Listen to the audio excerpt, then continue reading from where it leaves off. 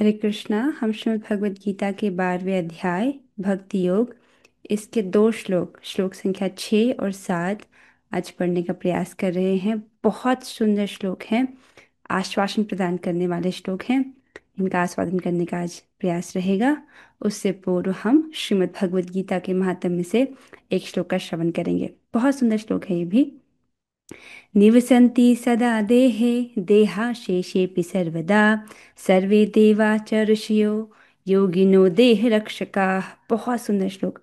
जो निरंतर गीता का अध्ययन करता है उसके लिए मृत्यु काल में भी देवता, ऋषिगण और योगी सभी उसके शरीर में संरक्षक के रूप में रहते हैं। देखिए, मृत्यु की घटना तो हम सबके जीवन में आएगी ही, वो तो ध्रुव है, निश्चित है, अटल है। लेकिन यहाँ पर मृत्यु का इंश्योरेंस बताया गया है कि जो व्यक्ति निरंतर भगवत गीता का अध्ययन करता है तो मृत्यु के समय में देवता, ऋषिगण, योगी सब उसके शरीर में संरक्षक के रूप में रहते हैं। तो आसान है, बस आपको नित्य रूप से भगवद गीता का अध्ययन करना है। और आप देखिए, भक्तों की संगति में ये बड़े आसानी से हो जाता है, वरना अकेले से वही पुस्तक है भगवद गीता की, वो खुल नहीं पाती है। देख रहे हैं, लेकिन भक्तों की संगति में बड़ी आसानी से ऐसा संभव हो पाता है। आइए आज के श्लोक की ओर बढ़ेंगे। हम श्लोक की कुछ आवृत्ति करेंगे। जो भक्त गाना चाह रहे हैं वे हाथ खड़ा कर सकते हैं। ये तु सर्वाणि कर्माणि ये तु सर्वाणि कर्माणि मयि सन्न्यस्य मत्पराः मयि सन्न्यस्य मत्पराः अनन्येनैव योगेन अनन्येनैव योगेन मां ध्यायन्त उपासते मां ध्यायन्त उपासते तेषाम् अहं समुद्धृता तेषामहं समुद्धृता मृत्युसंसारसागरात् मृत्युसंसारसागरात् भवामि नाचिरात् पार्थ भवामि न चिरात् पार्थ मय्यावेशितचेतसाम्। मय्यावेशितचेतसा। बहुत सुंदर। आइए अब महेश पंडित दास प्रभु जी। ये तु सर्वाणि कर्माणि ये तु सर्वाणि कर्माणि मयि सन्न्यस्य मत्पराः मयि सन्न्यस्य मत्परः अनन्येनैव योगेन अनन्यैनेव योगेन मां ध्यायन्त उपासते मां ध्यायन्त उपासते तेषामहं समुद्धृता तेषामहं समुद्धर्ता मृत्युसंसारसागरात् मृत्युसंसारसागरात् भवामि नाचिरात् पार्थ भवामि नाचिरात् पार्थ मय्यावेशितचेतसाम्। मय्यावेशितचेतसाम्। बहुत अच्छे। भगवान कहते हैं इसमें, जो अपने सारे कार्यों को मुझ में अर्पित करके तथा अविचलित भाव से मेरी भक्ति करते हुए मेरी पूजा करते हैं। अविचलित भाव समझ रहे हैं? मतलब जीवन में सुख की, दुख की लहर तो आ रही है, लेकिन उससे विचलित हुए बिना वो भगवान की भक्ति में लगे हुए हैं। कभी स्वास्थ्य खराब होगा, कभी कोई और परेशानी होगी, लेकिन अविचलित भाव से भगवान के भक्ति में वो लगे हुए हैं। और अपने चित्तों को मुझ पर स्थिर करके निरंतर मेरा ध्यान करते हैं। उनके लिए हे पार्थ, मैं जन्म मृत्यु के सागर से शीघ्र उद्धार करने वाला हूँ। कितना सुंदर है, क्या बात है। पहला, वो अपने सारे कार्यों को भगवान को अर्पित करते हैं। ठीक है। दूसरा, अविचलित भाव से भगवान की भक्ति करने में लगे रहते हैं। और तीसरा है अपने चित्तों को मुझ पर स्थिर करके। अब इसको प्रभुपाद जी ने क्या समझाया था आपको, कि प्रैक्टिकल समाधि में लगा रहता है भक्त, निरंतर ही एक न एक सेवा के माध्यम से भगवान की सेवा में लगा रहता है। तो जब सेवा आप कर रहे हो तो आपका मन भी उसमें है। ठीक है। इस प्रकार से निरंतर मेरा ध्यान करते हुए उनके लिए हे पार्थ, भगवान क्या कह रहे हैं, मैं जन्म मृत्यु के सागर से शीघ्र उद्धार करने वाला हूँ। तो उद्धार करने वाले कौन हैं? स्वयं भगवान। इस श्लोक से क्या समझ आ रहा है कि मृत्यु कब होगी, कैसी होगी, कहाँ मरूंगा, इस विषय में चिंता करने की आवश्यकता नहीं है। मृत्यु की घटना तो होगी, लेकिन उसके विषय में चिंता करने का कोई लाभ नहीं है। क्या सुनिश्चित करना है कि हम मनसा वाचा कर्मणा भगवान की सेवा में लगे हुए हैं। क्योंकि जो भगवान की सेवा में लगा हुआ है, भगवान कह रहे हैं मैं स्वयं जन्म मृत्यु के सागर से उसका उद्धार करने वाला हूँ। तो उद्धार करने का दायित्व स्वयं भगवान अपने ऊपर लेते हैं। आइए अन्वय को देखेंगे। ये तू किंतु जो सर्वाणी कर्माणि समस्त कर्म मई संन्यस्य मुझ में न्यस्त कर, अर्थात मुझे अर्पित कर, अपने सारे कर्मों को मुझे अर्पित कर। इसको भगवान ने एक बार पहले भी कहा था। यत करोषि यद अश्नासि यत जुहोसि ददास यत यत तपस्यस्य कौन्तेय तत् कुरुष्व मदर्पणम। तुम जो कुछ करते हो, जो कुछ खाते हो, जो कुछ दान देते हो, जो कुछ तपस्या करते हो, उसको मुझे अर्पित करते हुए करो। इस प्रकार से भगवान ने पहले आज्ञा दी है। तो जो अपने सभी कर्मों को भगवान को अर्पित करता है, मत पराह अर्थात मेरे परायण होकर। इसका क्या अर्थ है? जो परम पुरुषार्थ के रूप में भगवान को स्वीकार कर रहा है, अर्थात धर्म, अर्थ, काम, मोक्ष, ये चार पुरुषार्थ हैं। उसके अलावा पंचम पुरुषार्थ है, वो है भगवान का प्रेम प्राप्त करना। तो जिसने भगवान को ही अपने जीवन का परम लक्ष्य माना है, उसको कह रहे हैं मत पर। ठीक है। इसके उदाहरण में आता है अम्बरीश महाराज, जो कि भगवान की मत पर भक्त हैं। तो इस प्रकार से अनन्य नैव योगेन, अनन्य भक्ति योग से ही, बहुत ध्यान से देखिए, अनन्य भक्ति योग से ही। फिर से देखिए कितना सुंदर है, भगवत गीता में भगवान एक ही थीम को बिल्ड कर रहे हैं। हम इसको 8वें अध्याय में भी भगवान ने यही थीम बताई थी, क्या? भगवान की अनन्य भाव से भक्ति करनी है। 9वें अध्याय में भी सेम, 10वें अध्याय में भी सेम, 11वें अध्याय में भी यही पढ़ा हमने, 11वें अध्याय के अंत में। और 12वें अध्याय में भी भगवान यही कह रहे हैं कि अनन्य भक्ति योग से ही। तो अब तक मैं समझ रही हूँ कि सबको समझ आ गया होगा कि अनन्य भक्ति योग का क्या अर्थ है, राइट? अन्य देवी देवता की उपासना नहीं करनी है, ब्रह्म ज्योति में तदात्म्य की इच्छा नहीं है, भगवान की भक्ति कर रहा है भगवान की भक्ति प्राप्त करने के लिए। ठीक है, साधन के रूप में भी भक्ति को ही स्वीकार किया हुआ है। माम मुझे ध्यायन्तः, ध्यान पूर्वक उपासते हैं, ध्यान पूर्वक भजते हैं। तो इस प्रकार से जो भगवान की सेवा में लगे हुए हैं, पार्थ हे प्रथापुत्र, मई मुझ में, आवेशित चेतसाम आसक्त चित्त, तेषाम उनका, तो जिनका मुझ में चित्त आसक्त है उनका, अहम न चिरात, मैं अचिरात, अचिरात मतलब शीघ्र ही, ऐसा नहीं कि बहुत समय लगेगा, बहुत जल्दी ही, मृत्यु संसार सागरात, मृत्यु युक्त संसार समुद्र से समुद्धरता भवामी, उद्धार करता होता हूँ। ऐसे जो भक्त भगवान की सेवा में लगे रहते हैं, भगवान कह रहे हैं मैं शीघ्र ही इस मृत्यु संसार से उनका उद्धार करता होता हूँ। तो भगवान उद्धार करने का दायित्व स्वयं लेते हैं। इसको देखेंगे फिर से एक बार, आप श्लोक को देखिए, बहुत महत्वपूर्ण श्लोक है। और अगर आप इसको श्लोक से ठीक से समझ रहे हैं, तो मृत्यु के विषय में आपको निश्चित हो जाने चाहिए। आप मृत्यु के विषय में चिंता नहीं करनी है, उस वो चीज़ हमारे नियंत्रण में नहीं है। क्या नियंत्रण में है? कि हम आज भगवान का भजन करें। जो भगवान का भजन कर रहा है इस श्लोक के अनुसार, भगवान उसका उद्धार स्वयं करते हैं।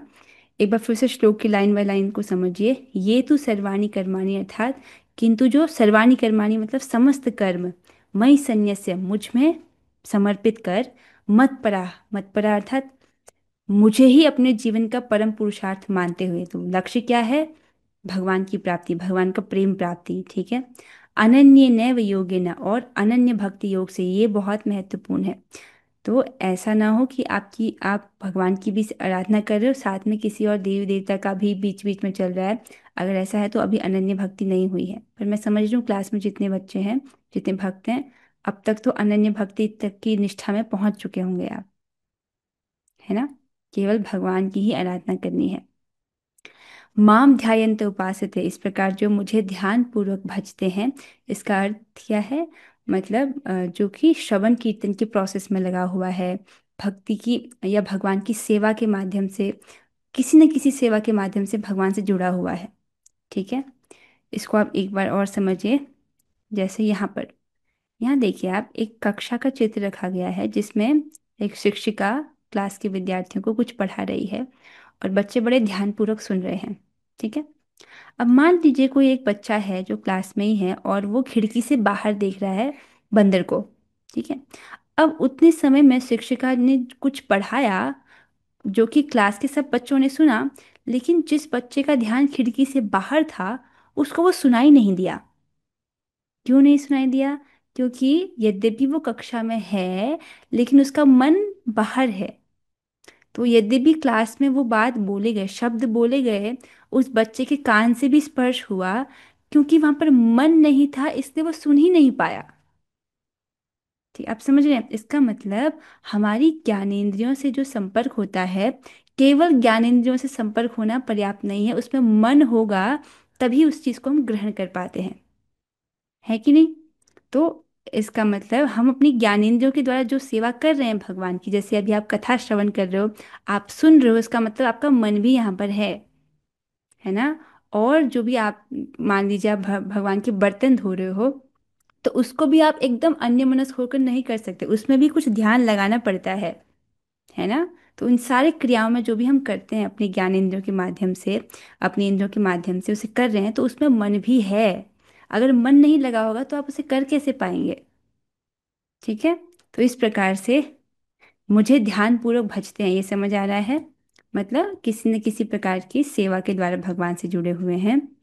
तेषाम अहम समुद्धृता। अब ध्यान से देखिए, ये एक एक बात जो है ये मुश्किल नहीं है।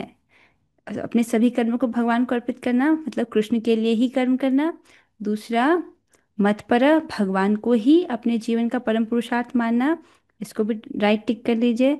तीसरा है अनन्य नैव योगिन, अनन्य भक्ति योग के द्वारा ही, ये भी ठीक है। और इस प्रकार से जो मुझे ध्यान पूर्वक भजते हैं, ठीक है, निरंतर ही भगवान की सेवा में किसी न किसी माध्यम से लगे हैं, चाहे नाम जप हो, कथा श्रवण हो, अर्चा विग्रह की सेवा हो, तो मतलब भगवान की सेवा में लगे हुए हैं। तो ये चार चीजें समझ आ रही हैं। अब इसमें से क्या मुश्किल है? किसी को इसमें से कुछ मुश्किल लग रहा हो तो वो मुझे टाइप करके बताइए। ठीक है, ये चारों बातें समझ आ रही हैं? हम्म।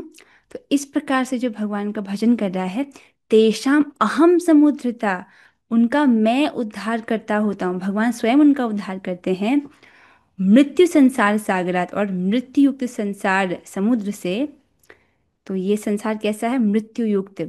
तो इसको समझाते हैं प्रभुपाद जी आगे तात्पर्य में कि देखिए, कोई कितना भी अच्छा तैराक क्यों ना हो, मतलब वो, मान लीजिए वो जो स्विमिंग पूल है उसमें तैर सकता है, छोटे तालाब में तैर सकता है, लेकिन कितना भी अच्छा तैराक क्यों ना हो वो समुद्र को पार नहीं कर सकता है। ऐसी ही स्थिति अपनी है, हम चाहे कितना भी साधन कर लें, हम इस भवसागर को केवल अपने सामर्थ्य से, अपने प्रयास से नहीं तर सकते हैं। ठीक है, भक्त ये बात जानता है। इसलिए जब हम प्रचार करते हैं तब हम ये नहीं कहते कि आप मेरी शरण में आओ, हम कहते हैं कि आप कृष्ण की शरण में जाइए। है ना? तो इस प्रकार से मृत्यु संसार सागरात, अर्थात मृत्यु युक्त संसार समुद्र से, भवामी न चिरात पार्थ, भवामी अर्थात मैं, न चिरात पार्थ, हे पार्थ, इसमें अधिक समय नहीं लगता है। मतलब बहुत जल्दी ही भगवान उनका उद्धार करते हैं। किनका? मैयावेशित चेतसाम, जिनका चित्त मुझ में ही आ सकते हैं, मैयावेशित, जिनका चित्त मुझ में ही आवेशित है, उनका। ठीक है, बहुत सुंदर है ये। इसमें मुश्किल क्या है आप मुझे बताइएगा। इसी श्लोक से संबंधित यहाँ पर एक चित्र है जिसको आप देखिए। एक व्यक्ति है जो भवसागर में डूब रहा है, वो अपने दोनों हाथों को ऊपर करते हुए भगवान से कृपा याचना कर रहा है। दोनों हाथ, समझ रहे हैं? ऐसे ऐसे नहीं कर रहा है कि एक हाथ से भगवान मैं आपकी शरण में हूँ, दूसरे हाथ से यूट्यूब देख रहा है या व्हाट्सएप चला रहा है, ऐसे नहीं है। दोनों हाथ से भगवान की शरण ग्रहण किए हुए है। और भगवान जो है ये बहुत सुंदर है। एक श्लोक आज जिसको हम पढ़ेंगे, भगवान कहते हैं अपने ऐसे भक्त का उद्धार करने के लिए मैं स्वयं गरुड़ की पीठ पर सवार होकर के उसका उद्धार करने आता हूँ। तो यहाँ पर देखिए भगवान सुंदर चित्र में दिख रहा है कि भगवान जो है गरुड़ की पीठ पर आरूढ़ होकर के अपने भक्त का उद्धार करने के लिए आते हैं। बहुत दयालु हैं भगवान। हाँ, तो एक एक प्रश्न है नारद जी इस प्रश्न को भगवान विष्णु से पूछते हैं कि भगवान, अगर किसी ने पूरा जीवन भर आपका भजन किया लेकिन अंत समय में वो आपका स्मरण नहीं कर पाया, तो क्या होगा? तो भगवान विष्णु उनसे कहते हैं, फिर मैं उसका स्मरण करता हूँ। देख रहे हैं? जैसे यहाँ पर उदाहरण देखिए, मान लीजिए किसी की नौकरी है, वो 28 दिन नौकरी कर रहा है, लेकिन 2 दिन वो नौकरी पर नहीं आ पाया, फिर भी उसको पूरे महीने की सैलरी मिल जाती है ना, है कि नहीं है? तो इसी प्रकार से मान लीजिए कोई पूरा जीवन भर भजन कर रहा है, तो मृत्यु के समय पर ये तो स्वाभाविक है, जिसने पूरा जीवन भर भजन किया है, मन को भगवान में ही आवेशित किया है, उसके लिए ये स्वाभाविक होता है कि वो भगवान का ही स्मरण करे। जिस चीज का अभ्यास पूरे जीवन भर किया जाता है, मृत्यु के समय वही स्मृति व्यक्ति के मनस्पटल पर घूमता है। ठीक है? तो उसमें भी भगवान कहते हैं कि मैं उसका स्मरण करता हूँ। तो हमें अपना ध्यान कहाँ लगाना है? ये नहीं कि मृत्यु कैसे होगी, कब आएगी, किस प्रकार होगी, मैं कहाँ मरूंगा, उस विषय में नहीं चिंता करना है। आज पर ध्यान रखना है हमको। ये ध्यान रखना है कि आज हम मनसा वाचा कर्मणा भगवान की सेवा कर रहे हैं, भगवान की सेवा में लगे हुए हैं, भगवान का भजन कर रहे हैं। बाकी उद्धार करता तो भगवान स्वयं है। वो कह रहे कि मैं स्वयं अपने भक्त का उद्धार करने आता हूँ। आइए तात्पर्य की ओर चलेंगे। बहुत सुंदर और बहुत गहरा तात्पर्य प्रभुपाद जी ने यहाँ पर लिखा है। प्रभुपाद जी अपनी रियलाइज नॉलेज लिख रहे हैं। अनुवाद और तात्पर्य कृष्ण कृपा मूर्ति श्री श्रीमद एसी भक्ति वेदांत स्वामी श्री प्रभुपाद द्वारा। प्रभुपाद जी कह रहे हैं, यहाँ पर यह स्पष्ट कहा गया है कि भक्तजन अत्यंत भाग्यशाली हैं। क्यों भाग्यशाली हैं? क्योंकि भगवान उनका इस भवसागर से तुरंत ही उद्धार कर देते हैं।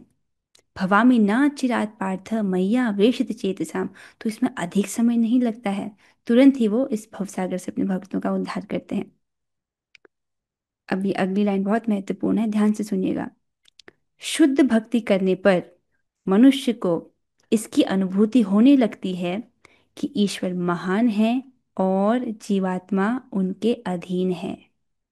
तो जैसे जैसे हम भगवान की भक्ति करते हैं, इस चीज का अपने हृदय में आप इसको महसूस कर सकते हो कि कृष्ण हैं और मैं उनका दास हूँ। ये भावना हृदय में प्रबल होने लगती है। तो देखिए, जब हम हरे कृष्ण महामंत्र जपते हैं तो उसका प्रभाव कैसे दिखाई देता है कि जो मिथ्या अहंकार है वो टूटने लगता है।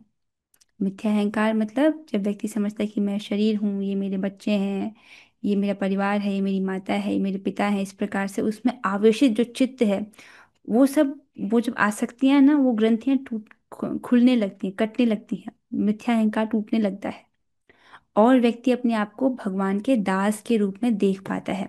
आप इसको स्वयं अनुभव करेंगे, जब हम जब अच्छे से करते हैं तो भगवान की सेवा करने की इच्छा अपने आप हृदय में उमड़ने लगती है।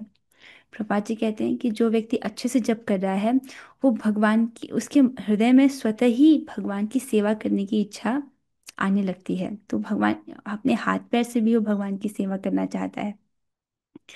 तो हरे कृष्ण महामंत्र जपते हैं, उससे क्या होता है? व्यक्ति को अनुभूति होती है कि कृष्ण है और मैं उनका दास हूँ, और फिर वो उनकी सेवा करने के लिए तत्पर होता है। उसका कर्तव्य है कि वह भगवान की सेवा करे, और यदि वह ऐसा नहीं करता तो उसे माया की सेवा करनी होगी। तो दो ही ऑप्शन है, या तो हम भगवान की सेवा कर रहे हैं, अगर भगवान की सेवा नहीं कर रहे हैं तब हम माया की सेवा कर रहे हैं। तो इससे अच्छा है कि व्यक्ति अपनी जो जीवात्मा के पास एक स्वतंत्रता होती है कि वो चूज करे, ठीक है, जिसका उपयोग वो सतोगुण में आगे ही कर सकता है। ठीक है, जो रजोगुणी है, तमोगुणी है, वो अपनी स्वतंत्रता का सदुपयोग भी नहीं कर सकते। तो सबसे पहले तो सतोगुण तक ऊपर उठना होता है, उसके बाद व्यक्ति को उच्चतर बातें समझ आती हैं। तो इस जो उसको स्वतंत्रता दी गई है, उसका सदुपयोग कैसे करना है? अपनी इंद्रियों को भगवान की सेवा में लगा करके। ठीक है? नहीं कर रहे हैं तो बाय डिफॉल्ट उसको माया की सेवा करनी होगी। माया की सेवा करने का क्या फल है? फिर से जन्म मृत्यु का चक्र देखना पड़ेगा। जैसा पहले कहा जा चुका है कि केवल भक्ति से परमेश्वर को जाना जा सकता है। अतएव मनुष्य को चाहिए कि वह पूर्ण रूप से भक्त बने। ठीक है, पूर्ण रूप से भक्त बने अर्थात मनसा वाचा कर्मणा, मन से, वाणी से, कर्मों से भगवान की सेवा करे। भगवान को प्राप्त करने के लिए वह अपने मन को कृष्ण में पूर्णतया एकाग्र करे। अच्छा, तो मन को हम भगवान में पूर्णतः एकाग्र कैसे करें? तो आगे बोल रहे हैं, वह कृष्ण के लिए ही कर्म करे। चाहे वह जो भी कर्म करे, लेकिन वह कर्म केवल कृष्ण के लिए होना चाहिए। जो हम नवदा भक्ति के अंग पढ़ते हैं ना, श्रवण कीर्तन स्मरण, इन सब में मन, वाणी और कर्म निहित है। ठीक है, इन सबको इस प्रकार से रखा गया है कि व्यक्ति का मन भी भगवान में लगे, वाणी भी भगवान में लगे और कर्म भी वो भगवान के लिए करे। ठीक है, तो पूर्ण रूप से, वापस आएंगे, पूर्ण रूप से भगवान का भक्त बने, अर्थात अपने मन से, अपनी वाणी से, अपने कर्मों से भगवान की भक्ति करे, भगवान की सेवा करे। फिर कह रहे हैं, चाहे वह जो भी कर्म करे, लेकिन वह कर्म केवल कृष्ण के लिए होना चाहिए। भक्ति का यही आदर्श है। ये बहुत महत्वपूर्ण है और इसको छोड़ना नहीं है। जैसे हम सब ने 3 कमिटमेंट लिए हैं ना, कम से कम 3 कमिटमेंट। क्या है वो? मैं कम से कम प्रतिदिन अपनी माला पर 16 माला हरे कृष्ण महामंत्र का जपूंगा, केवल प्रसाद ही खाऊंगा और प्रतिदिन हरि कथा श्रवण करूंगा, चाहे श्रीमद् भागवतम या भगवद गीता, या हो सके तो दोनों। मतलब कुछ ना कुछ हरि कथा श्रवण रोज करना है, जिसमें भगवद गीता मुख्य रखा है। मैंने हरी कथा इसलिए बोला क्योंकि मेरी और क्लासेस भी होती हैं। ठीक है, आप आपकी जो जो क्लास होती है आप उसको रख सकते हो। तो कम से कम 3 कमिटमेंट हैं। अब यहाँ पर कुछ दिनों से हम क्लास में क्या पढ़ रहे हैं? केवल कृष्ण के लिए ही कर्म करना है। मतलब वो जो भगवान का भक्त है वो कृष्ण के लिए ही कर्म करता है, ऐसा कोई भी कार्य नहीं करता है जो कृष्ण से संबंधित ना हो। तो ये एक एक बहुत बड़ा कमिटमेंट है कि मैं ऐसा कुछ भी नहीं करूंगा जो कृष्ण से संबंधित ना हो।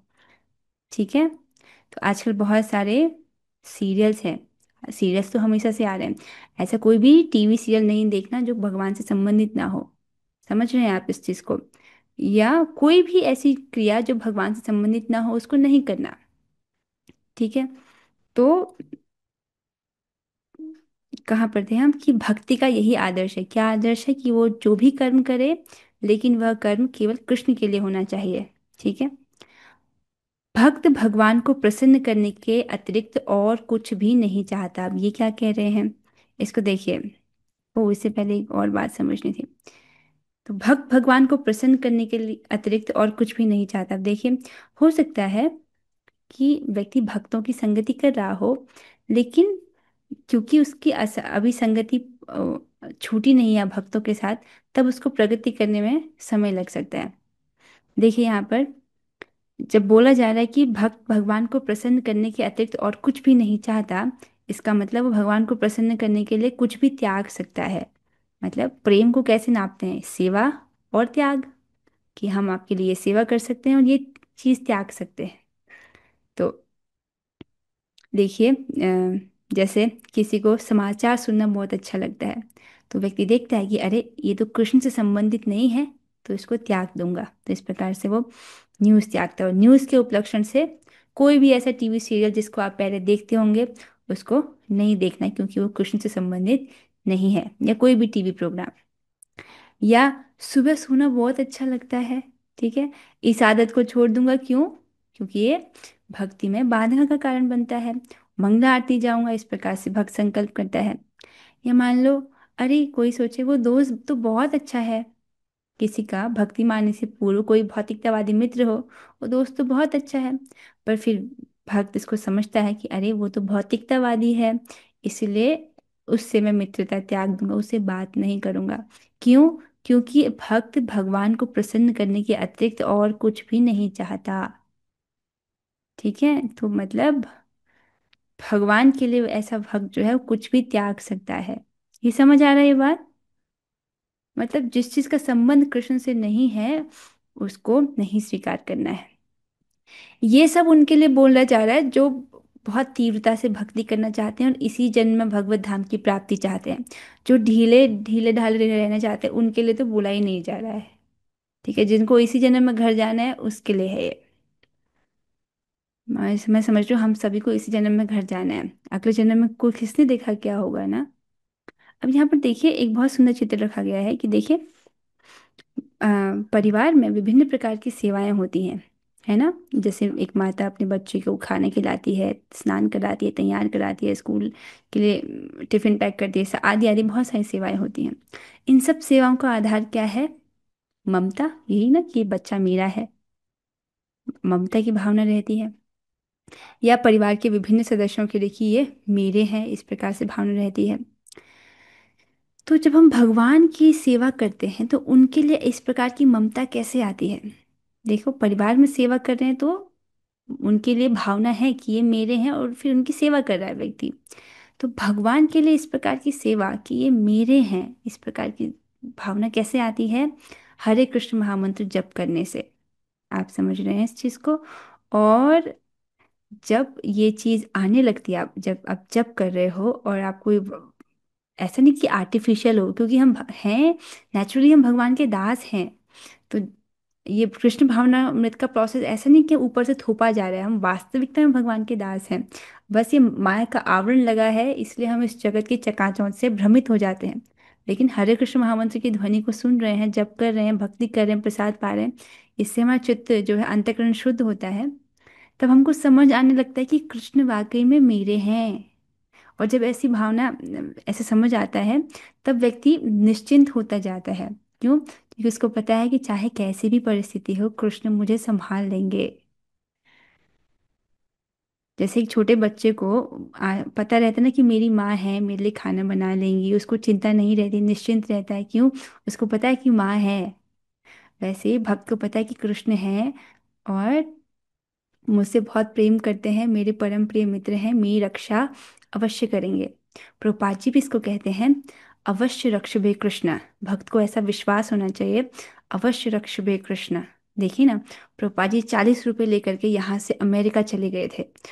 तब उनके खाने पीने रहने की क्या व्यवस्था थी, उन्होंने कुछ विचार ही नहीं किया। ठीक है, और वहाँ पर सब व्यवस्था हो जाती है, और इतने बड़े मात्रा में प्रचार भी होता है। कैसे? अवश्य रक्षबे कृष्ण। भगवान कृष्ण उनकी रक्षा करते हैं, उनकी सहायता करते हैं। तो भक्त को विश्वास होना चाहिए कि भगवान श्री कृष्ण मेरी भक्ति की सफल संपन्नता के लिए मेरी सहायता अवश्य करेंगे। आगे बढ़ेंगे, नहीं थोड़ा सा पीछे। हाँ, कहाँ थे हम? कि उसके जीवन का उद्देश्य कृष्ण को प्रसन्न करना होता है, और कृष्ण की तुष्टि के लिए वह सब कुछ उत्सर्ग कर सकता है। वो एक भक्त के जीवन का उद्देश्य क्या है? कि कृष्ण मेरी सेवा से प्रसन्न हो जाए, बस यही हमारा जीवन है। हाँ, तो उसके जीवन का उद्देश्य कृष्ण को प्रसन्न करना होता है, और कृष्ण की तुष्टि के लिए वह सब कुछ उत्सर्ग कर सकता है, चाहे उसमें जितना भी कष्ट क्यों ना आ रहा हो, पर भगवान की प्रसन्नता के लिए वो सब करने को तैयार रहता है। जैसे जिस प्रकार अर्जुन ने कुरुक्षेत्र में युद्ध किया था। यह विधि अत्यंत सरल है, मनुष्य अपने कार्य में लगा रहकर हरे कृष्ण महामंत्र का कीर्तन कर सकता है। इसको बोलते हैं कि हाथ से काम करो और मुख से नाम बोलो। तो ये विधि सरल है और इसको किया जा सकता है। ऐसे दिव्य कीर्तन से भक्त भगवान के प्रति आकृष्ट हो जाता है। तो वही बात बोली जा रही है यहाँ पर। जैसे चित्र में देखिए, यहाँ पर दो भक्त हैं जो कि दिव्य कीर्तन कर रहे हैं, हरे कृष्ण महामंत्र का कीर्तन कर रहे हैं। और इस प्रकार से जब हम भगवान का कीर्तन करते हैं, भगवान का नाम जप करते हैं, तो क्या होता है? भक्त भगवान के प्रति आकृष्ट हो जाता है। जब आकृष्ट होता है तो क्या होता है? फिर वो भगवान की बड़े प्रेम से सेवा करता है। देखिए, इसको समझिए, जिस व्यक्ति से हम प्रेम करते हैं उनकी सेवा करने में अत्यंत सुख प्राप्त होता है। इस बात को आप समझते हैं? जैसे माँ अपने बच्चे से प्रेम करती है, ठीक है, तो बच्चे की सेवा करने में माँ को एक विशेष सुख प्राप्त होता है। जैसे माँ ने भोजन बनाया, बच्चे ने वो भोजन, बच्चा खा रहा है और बच्चे को बहुत अच्छा लगा, तो माँ को बहुत खुशी होती है कि मेरे बच्चे ने खाया, है ना। तो उसी प्रकार से जब भगवान से प्रेम होता है तो उनकी प्रत्येक सेवा में अत्यंत सुख प्राप्त होता है। ठीक है। और ये सुख ऐसा नहीं कि हमको धाम में जाके ही, शरीर त्यागने के बाद धाम में जाके प्राप्त होगा ना, इसी शरीर में वो सुख प्राप्त होता है। आगे चलेंगे। यहाँ पर भगवान, समय हो गई, हाँ समय हो गया, तो इससे आगे जो है हम कल पढ़ेंगे। तो बहुत बहुत सुंदर चर्चा है, इसको हम आगे पढ़ेंगे। तो कौन सी चार बातें हैं वो एक बार फिर से देखेंगे। अपने सारे कर्मों को भगवान में समर्पित करना, भगवान को ही अपने जीवन का परम पुरुषार्थ मानना, अनन्य भक्ति योग को अपनाना और इस प्रकार से भगवान को ध्यान पूर्वक भजना, अर्थात किसी न किसी प्रकार की सेवा के माध्यम से भगवान में चित्त को लगाए रखना। तो ये चार चीजें जो करता है, भगवान उनका उद्धार करने, इस मृत्यु संसार से उद्धार करने के लिए स्वयं आते हैं। ठीक है। और भवामी न चिरात पार्थ, इसमें अधिक समय नहीं लगता है। आशा आपको आज का श्लोक स्पष्ट हुआ होगा। ये श्लोक पूरा नहीं हुआ है, इसको हम आधी टीका जो है कल पढ़ने का प्रयास करेंगे। हरे कृष्णा कृष्ण कृष्ण हरे हरे, हरे राम राम राम हरे हरे। हरे कृष्णा कृष्ण कृष्ण कृष्ण हरे हरे हरे, हरे, हरे हरे राम राम राम राम हरे हरे। हरे हरे कृष्णा कृष्णा कृष्ण कृष्ण हरे हरे, हरे राम हरे राम राम राम राम राम। राम